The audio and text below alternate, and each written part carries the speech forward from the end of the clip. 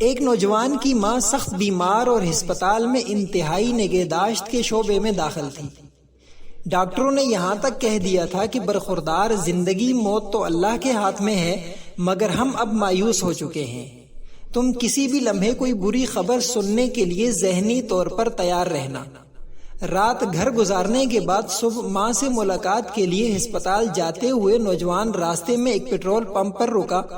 Petrol بھروانے کے لیے اپنی باری کا انتظار کرتے ہوئے اس کی نظر سروس شاپ کی دیوار کے پاس پڑی، جہاں ایک بلی نے خالی ڈبے کے نیچے بچے دے رکھے تھے۔ یہ نوزائیدہ بچے بہت ہی چھوٹے تھے، جو ابھی چلنے پھرنے کے قابل بھی نہیں تھے۔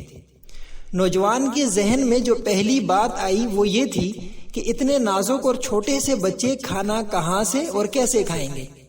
یہ خیال آتے ہی اس نے اپنی کار ایک طرف ہٹا کر بند کی، پاس ہی کھڑی ایک ریڑھی سے چھوٹی چھوٹی مچھلیاں خریدیں اور اسے بلی کے بچوں کے پاس رکھا۔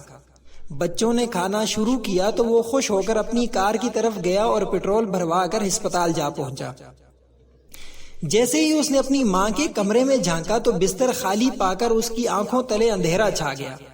ڈوبتے دل کے ساتھ اس نے ایک نرس سے پوچھا، میری امی کہاں ہیں؟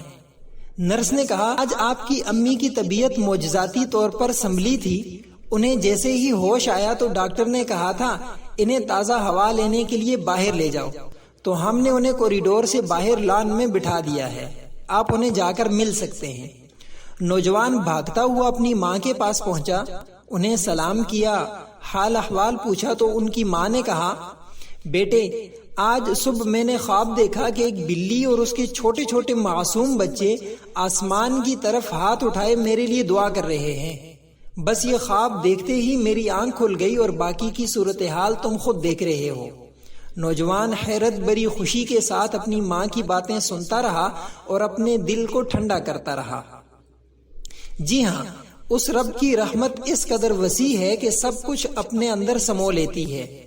اسلام نے ہمیں یہی سکھایا ہے کہ اپنے مریضوں کا صدقے سے علاج کرو، یہ صدقہ ہی تو ہے جو تمہارے رب کے غصے کو ٹھنڈا کرتا ہے۔ نوجوان نے بے بس اور لاچار مخلوق پر رحم کیا تو اللہ نے اس پر اپنا رحم فرما دیا اور اس کی ماں ٹھیک ٹھاک ہو کر گھر واپس آ گئی۔ اس لیے شاعر نے کہا ہے، کرو مہربانی تم اہل زمیں پر، خدا مہرباں ہوگا عرش بری پر۔